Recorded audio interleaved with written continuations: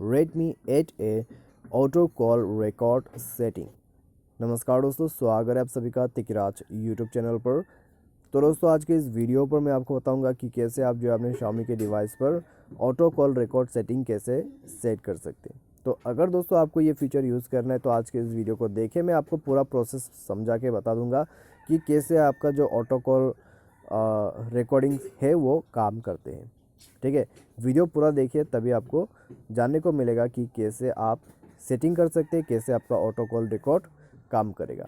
Video शुरू करने से पहले अगर आपने चैनल को सब्सक्राइब नहीं किया तो सब्सक्राइब करके बेल आइकन को क्लिक करें। यदि आप ऑनलाइन पैसा कमाना चाहते हैं तो वीडियो डिस्क्रिप्शन पर आपको लिंक मिल जाएगा। तो चलिए आज के इस वीडियो को शुरू करते हैं।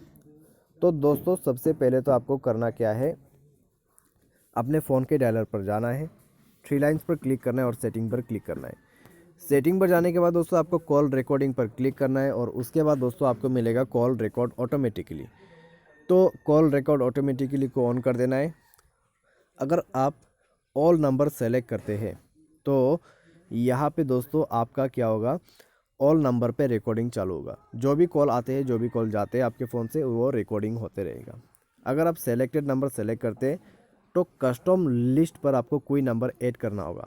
ठीक है, ऐड कर दीजिए वो नंबर्स को जो कि आप रिकॉर्ड करना चाहते हैं। तो वही नंबर आते वक्त भी इनकमिंग आउटगोइंग दोनों पे रिकॉर्ड होगा। अननोन नंबर के लिए भी है ऑप्शन, डायरेक्टरी के लिए भी ऑप्शंस है। ठीक है, तो इस तरीके से आप ऑटो कॉल रिकॉर्ड सेटिंग कर सकते हैं।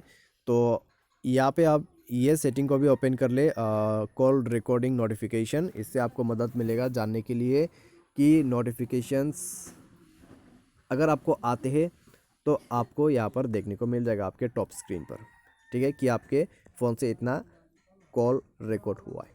तो इस तरीके से दोस्तों आप जो है यहाँ पर कॉल रिकॉर्ड सेटिंग कर सकते हैं। तो आज के इस वीडियो पर दोस्तों बस इतना ही। उम्मीद करते हैं वीडियो आपको पसंद आया होगा। Thanks for watching.